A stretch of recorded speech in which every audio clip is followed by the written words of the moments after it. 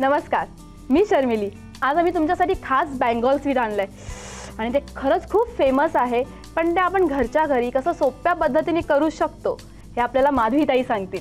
माधवीताई, तुम्ही आज आम्हाला खूप खास अशी बेंगॉल स्वीट दाखवणार आहात। हो, मग त्यासाठी लागणारं साहित्य बघू घ्या। लागणारं साहित्य मैदा, दही, वेलची पावडर, सोडा, तुरटी, साखर, तूप आणि बदामी तूप पावडर आहे।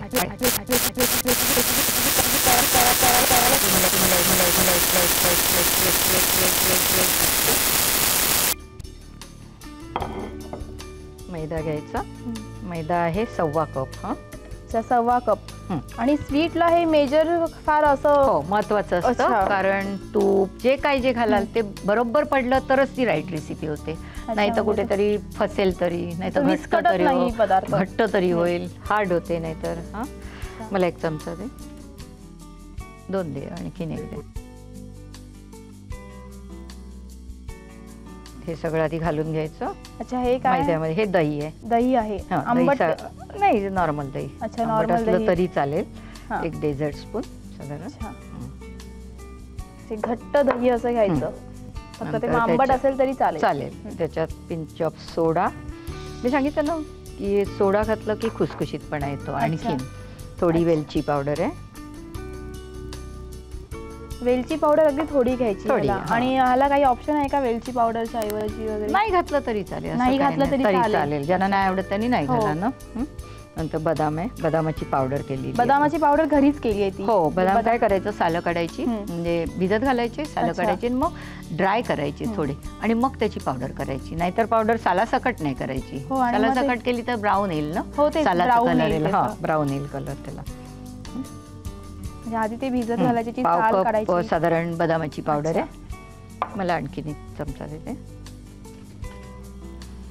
आणि तू तोपर्यंत साखरेचा पाक करत ठेव। पाणी घ्या आधी।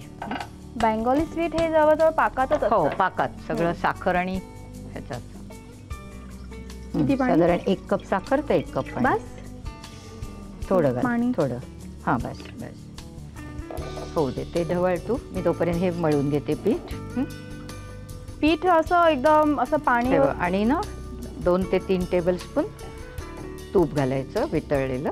अच्छा, वितळलेलं म्हणजे गरम करून ते थंड केलेलं। मला थोडं पाणी लागेल ना।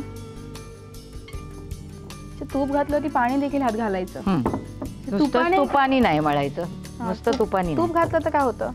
तूप तर घालायचं, मोहन म्हणून तूप घालतात। अच्छा ना, पण एक अक्षरशः अगदी मैदा तुपात नाही मळता येणारच नाही मळता, आणि पाणी पाहिजेच बाइंडिंगला, बाइंडिंग व्हायला पाहिजे ना त्याचं।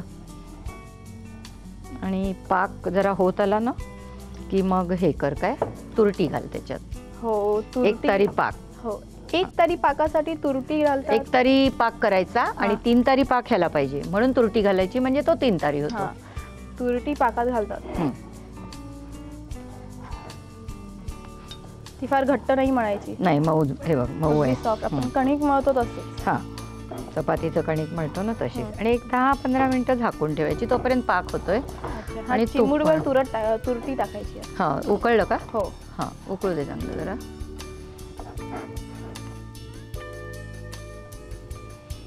तुरटी टाकते।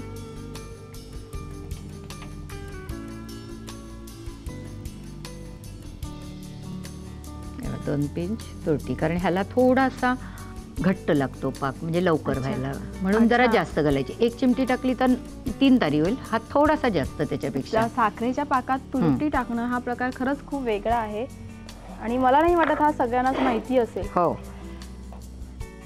तोपर्यंत पाक होईल। हो दे पाक।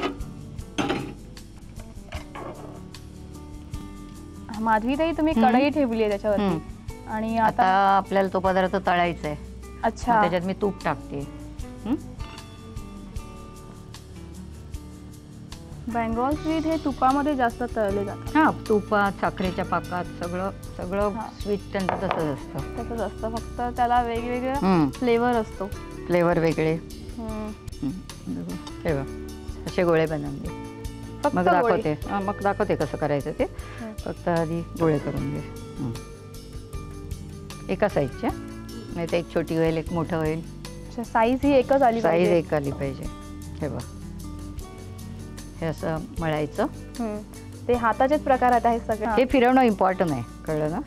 आणि हे असं दाबायचं आणि अंगठा आहे ना तो मध्ये चांगला प्रेस करायचा आणि याच्यात खूप असं वजनही काढायची गरज नाहीये.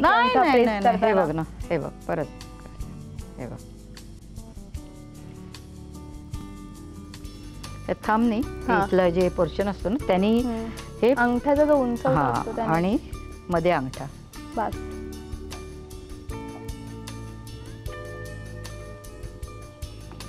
जसा त्याचा रंग बदलून गेला, थोडासा असा तांबूस रंग आलाय बघ. हो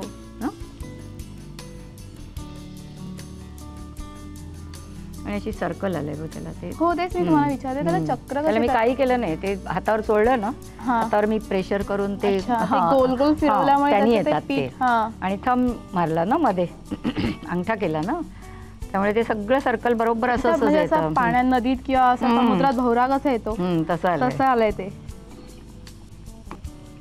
आता हे झालेत तयार. अच्छा, मी काढते आणि मग ते पाकात टाक. आणि पहिले मुरलेलेच असतील ते तू पाकात जरा बाजूला कर. हे तुम्ही पाकात टाकणार आहात? हो हो. हे ऑलरेडी मुरलेले आहेत, ते बाजूला कर. बाजूला करते. पण माधवीताई, हे जर पाकात टाकले तर आपली रेसिपी तयार झालेली आहे. हो हो हो. फक्त किती वेळ पाकामध्ये मुरवत ठेवायचे? एक तास तरी पाहिजे. एक तास तरी पाहिजे, म्हणजे मग ते सुकं कोटेल. नाहीतर हे ओलं खायला आपल्याला हरकतच नाही. अच्छा, सुकं कोटण्यासाठी आपल्याला थोडा वेळ ठेवावे लागतात ते. अच्छा, हे आपण नवीन ताजे ताजे पाकात टाकतोय. मग त्यातला जुन्यांपैकी एखादं जर मी टेस्ट करून पाहिलं तर चालेल ना? चालेल, नक्की. चला, म्हणजे आपली रेसिपी तयार झालेली आहे. फक्त हे पाकात मुरवायचं आहे एक तास. जुना असा टेस्ट करायला मला हरकत नाहीये.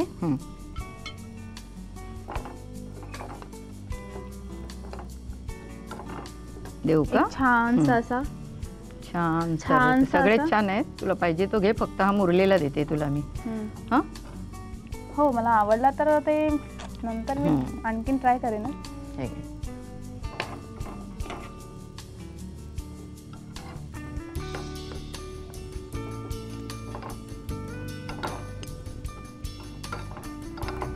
माधवीताई, आपला छानसा असा शाही स्वीट पदार्थ तयार झालेला आहे. तर मी कट करून देखील ठेवलेला आहे. फक्त मला टेस्ट करायचा आहे. कर ना. भरपूर आहे झालं ना. आता मी खाऊनच सांगते तो कसा आहे.